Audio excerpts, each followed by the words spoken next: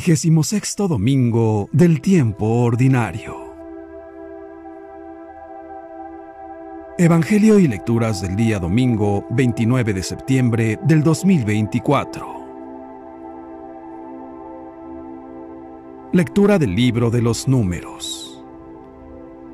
En aquellos días, el Señor descendió de la nube y habló con Moisés. Tomó del espíritu que reposaba sobre Moisés y se lo dio a los 70 ancianos. Cuando el espíritu se posó sobre ellos, se pusieron a profetizar. Se habían quedado en el campamento 2 hombres, uno llamado Eldad y otro Medad. También sobre ellos se posó el espíritu, pues aunque no habían ido a la reunión, eran de los elegidos, y ambos comenzaron a profetizar en el campamento. Un muchacho corrió a contarle a Moisés que Eldad y Medad estaban profetizando en el campamento. Entonces Josué, hijo de Nun, que desde muy joven era ayudante de Moisés, le dijo: «Señor mío, prohíbeselo».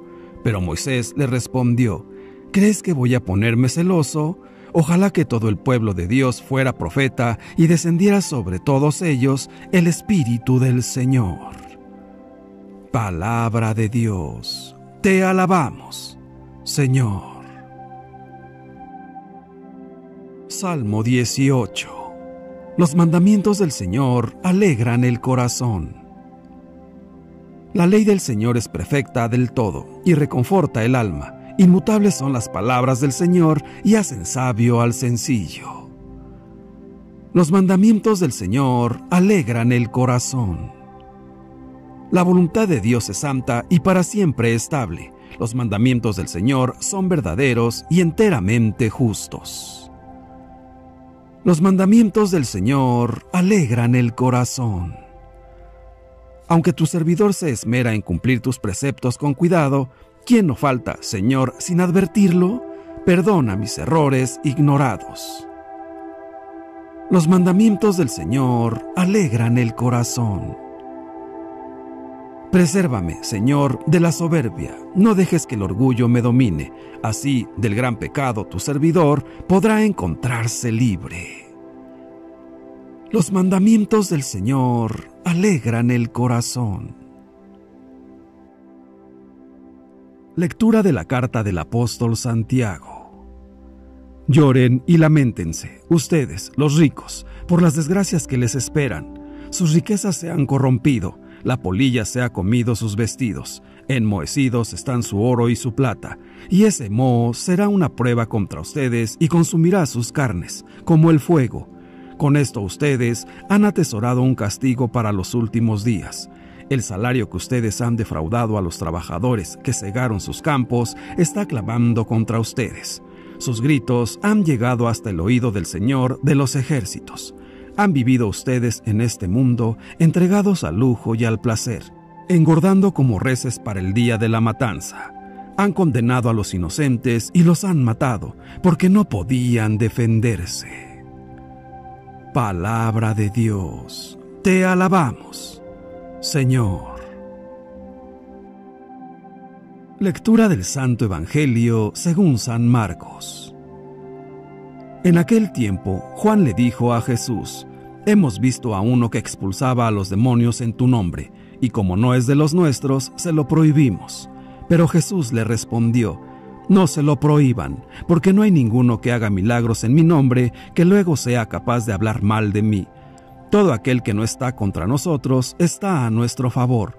Todo aquel que les dé a beber un vaso de agua, por el hecho de que son de Cristo, les aseguro que no se quedará sin recompensa. Al que sea ocasión de pecado para esta gente sencilla que cree en mí, más le valdría que le pusieran al cuello una de esas enormes piedras de molino y lo arrojaran al mar.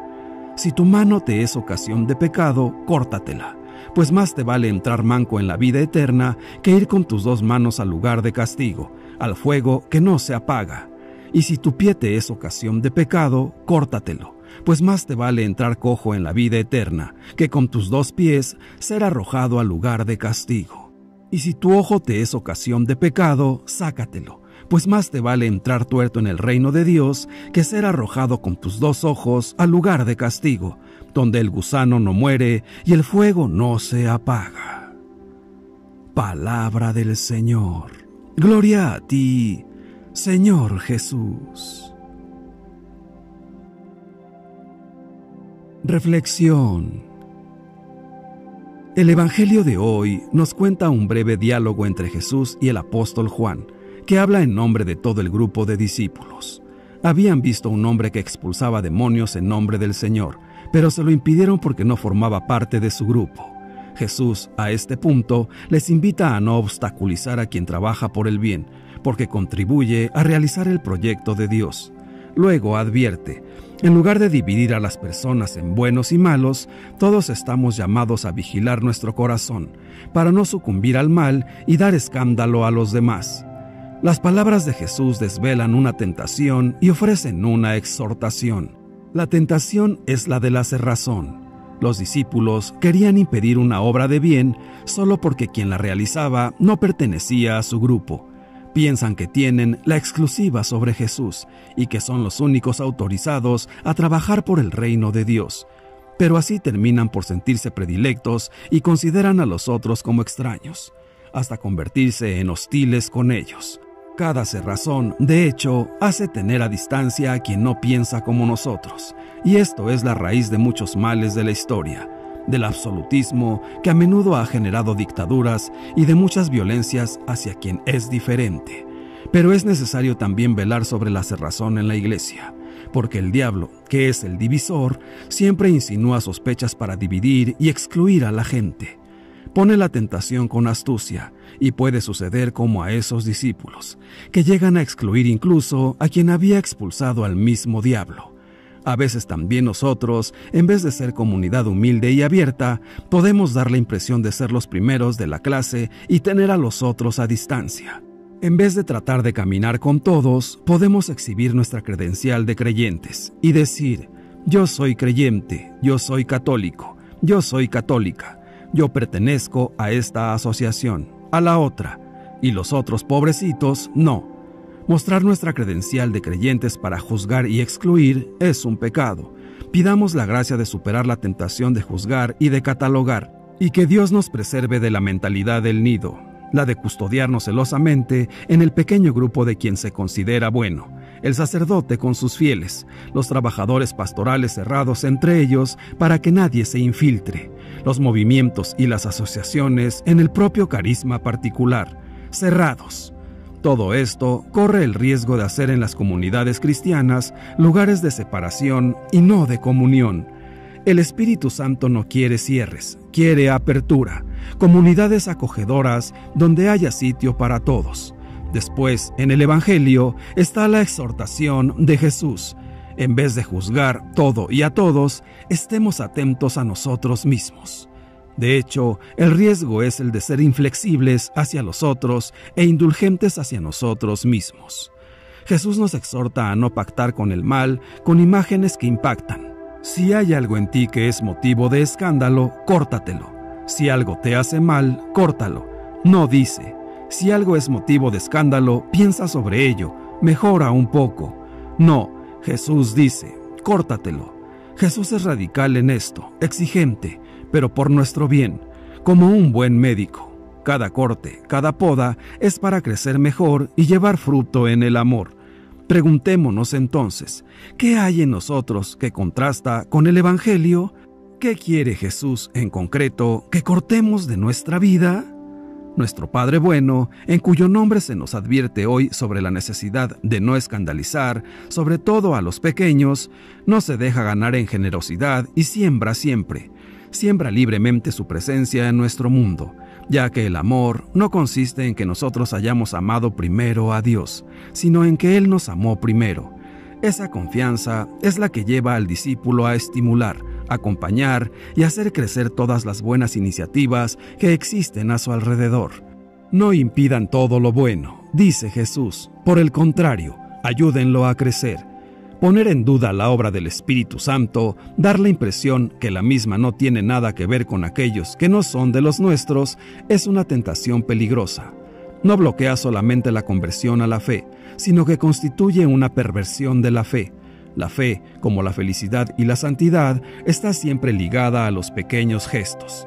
Todo aquel que les dé a beber un vaso de agua por el hecho de que son de Cristo, les aseguro que no se quedará sin recompensa. Son estos gestos mínimos los que hacen diferente cada jornada. Son gestos de ternura, de cariño, de compasión.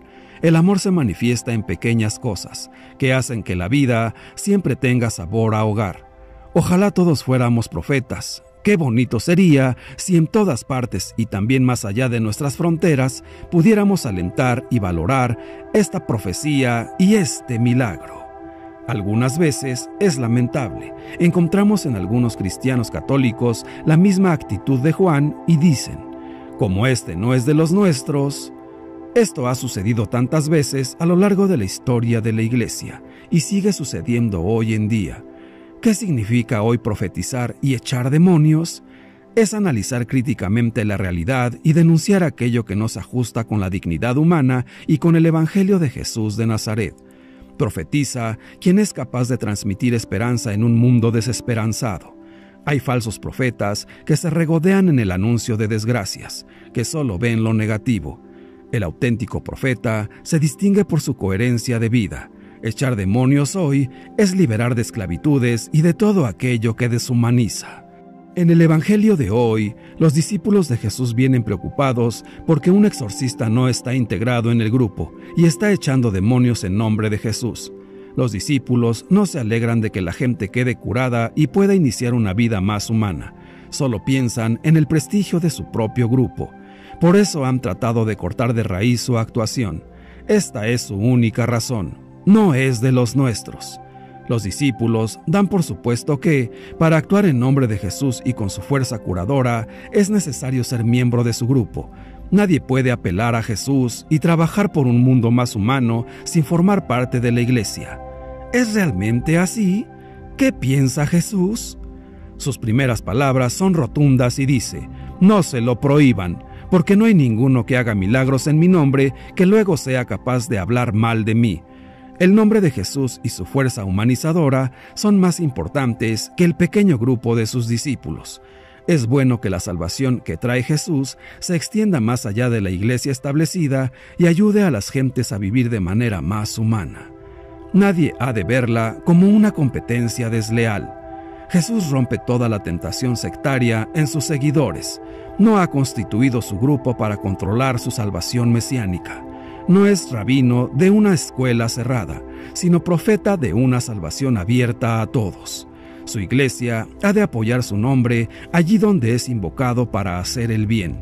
No quiere Jesús que entre sus seguidores se hable de los que son buenos y de los que no lo son, los de dentro y los de fuera, los que pueden actuar en su nombre y los que no pueden hacerlo. Su modo de ver las cosas es diferente. El que no está contra nosotros está a nuestro favor. En la sociedad actual hay muchos hombres y mujeres que trabajan por un mundo más justo y humano, sin pertenecer a la iglesia. Algunos ni son creyentes, pero están abriendo caminos al reino de Dios y su justicia. Son de los nuestros. Hemos de alegrarnos en vez de mirarlos con resentimiento. Hemos de apoyarlos en vez de descalificar. Es un error vivir en la iglesia viendo en todas partes hostilidad y maldad, creyendo ingenuamente que solo nosotros somos portadores del Espíritu de Jesús. Él no nos aprobaría. Nos invita a colaborar con alegría con todos los que viven de manera humana y se preocupan de los más pobres y necesitados. Con frecuencia, los cristianos católicos no terminamos de superar una mentalidad de religión privilegiada que nos impide apreciar todo el bien que se promueve en ámbitos alejados de la fe. Casi inconscientemente, tendemos a pensar que somos nosotros los únicos portadores de la verdad y que el Espíritu de Dios solo actúa a través de nosotros. Una falta interpretación del mensaje de Jesús nos ha conducido a veces a identificar el reino de Dios con la iglesia. Según esta concepción, el reino de Dios solo se realizaría dentro de la iglesia y crecería y se extendería en la medida en que crece y se extiende la iglesia. Y sin embargo, no es así. El reino de Dios se extiende más allá de la institución eclesial. No crece solo entre los cristianos, sino entre todos aquellos hombres y mujeres de buena voluntad que hacen crecer en el mundo la fraternidad. Según Jesús, todo aquel que echa demonios en su nombre está evangelizando.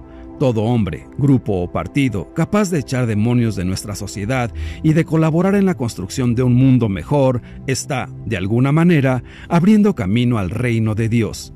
Es fácil que también a nosotros, como a los discípulos, nos parezca que no son de los nuestros, porque no entran en nuestras iglesias, ni asisten a nuestros cultos. Sin embargo, según Jesús, el que no está en contra de nosotros está a favor nuestro. Donde se lucha por los humillados, los aplastados, los débiles, los abandonados, allí se combate en realidad con Dios por su reino. Se sepa o no, Él lo sabe. Los cristianos hemos de valorar con gozo todos los logros humanos, grandes o pequeños, y todos los triunfos de la justicia que se alcanzan. Lejos de creernos portadores únicos de salvación, los cristianos hemos de acoger con gozo esa corriente de salvación que se abre camino en la historia de los hombres, no solo en la iglesia, sino también junto a ella y más allá de sus instituciones. Dios está actuando en el mundo. El Evangelio de este día nos invita a la radicalidad en el seguimiento de Cristo. Él no nos llama a ser buenos católicos, nos llama para ser santos. La santidad es vivir cada día con radicalidad en el amor a Cristo. Si vemos la vida de cada santo y santa a lo largo de la historia de la Iglesia, nos daremos cuenta que son radicales en el seguimiento de Cristo. No les importa hacer o dejar cualquier cosa por amor a Cristo. Cristo, al decir que, si el ojo es ocasión de pecado, nos lo saquemos, que nos cortemos la mano o el pie, lo que quiere es invitar a la radicalidad en la vida de cada uno de nosotros. Debemos de ser capaces de cortar tajantemente con el mal que pueda haber en nuestra vida. Lo que Cristo quiere es un buen testimonio de vida. Él quiere que dejemos todo y lo pongamos en el centro de nuestras vidas. La radicalidad en el camino de santidad es amar a Cristo por encima de cualquier cosa, inclusive por encima de uno mismo. Seamos radicales en nuestras vidas para llegar a ser santos. Todos los santos y santas fueron hombres y mujeres comunes que supieron poner a Cristo en el centro de toda su vida y dejar lo que en verdad nos sirve, para tomar lo que vale la pena. Cristo es el tesoro por el cual se vende todo y se compra, sabiendo que nada nos faltará al tenerlo con nosotros. Todo hombre que practica la misericordia y la justicia con el prójimo, por amor a Dios, obra en el nombre de Cristo, y por tanto está con Él. De nada le sirve a un hombre haber sido bautizado como hijo de Dios dentro de la Iglesia Católica si su comportamiento no es congruente con su fe y da mal ejemplo con sus obras. Si acude al templo y participa de la Santa Misa, pero su corazón está lejos de Dios, si no cumple los mandamientos y no se arrepiente de sus pecados y, con su mal ejemplo, arrastra a todos a la perdición. Más le valdría que en lugar de portar una cruz al cuello, le pusieran una piedra y lo arrojaran al mar. Sería menor su castigo morir y dar cuenta de sus propios pecados, que de los pecados de otros que se perdieron por su mal ejemplo. Hermanos míos, renunciemos pues a todo pecado y a todo aquello que nos aleja de Dios. No nos pongamos en ocasión de tentación y cuidemos nuestro comportamiento en frente de los demás, para que no seamos ocasión de pecado para ellos. Respetemos la objeción de conciencia de los que no piensan como nosotros y no desean actuar como nosotros, y no les impongamos castigo alguno. Antes bien, recapacitemos, decidámonos y cortemos con todo. Rechacemos todo aquello que sea ocasión de pecado para nosotros, porque es mejor perderlo todo para salvar nuestra vida que ser enviados por nuestra obstinación, nuestra soberbia y nuestro orgullo al lugar de castigo eterno. Porque el Señor nos advierte y nos corrige porque nos ama, pero Él es el justo juez, que hará caer la espada de la justicia sobre nosotros y nos dará lo que merecemos, el castigo del fuego eterno o la vida eterna en la gloria de su paraíso. Padre nuestro, Dios todopoderoso y eterno, cuánto esfuerzo desperdiciado por malos entendidos o envidias, cuánta influencia negativa por un testimonio contrario a la caridad. Los medios que la Iglesia ofrece para conocer y vivir nuestra fe son muchos. Danos tu gracia para vivir nuestra misión en la unidad, porque la salvación es para todos, y la forma de vivir el camino para alcanzarla es variada. Queremos tener algo que dar a las demás personas con las que conviviremos este día. No queremos ser un sagrario vacío, queremos llevar lo mejor para su salvación, a los demás, y lo mejor eres tú. Ven, Todopoderosísimo Espíritu Santo, danos agudeza para entender, capacidad para retener, método y facultad para aprender, sutileza para interpretar, gracia y eficacia para hablar. Danos acierto al empezar, dirección al progresar y perfección al acabar. Señor Jesús, concédenos a todos ser profetas del gozo del Evangelio. Ayúdanos a ser dignos discípulos tuyos y verdaderos hijos de Dios, que siguiendo tu enseñanza seamos cristianos católicos que edifiquemos por medio de nuestra palabra y que con nuestras obras podamos obtener la gracia de Dios, nuestro Padre. Santísima Virgen María, Madre nuestra, te pedimos que nos ayudes a recibir con amor a todos nuestros hermanos. Ayúdanos también a ser vigilantes sobre nosotros mismos, para que cumplamos con eficacia y caridad la enseñanza de tu amado Hijo Jesús. Dios te salve María. Gloria al Padre, y al Hijo, y al Espíritu Santo, por los siglos de los siglos. Amén. Que Dios nos bendiga a todos. Amén.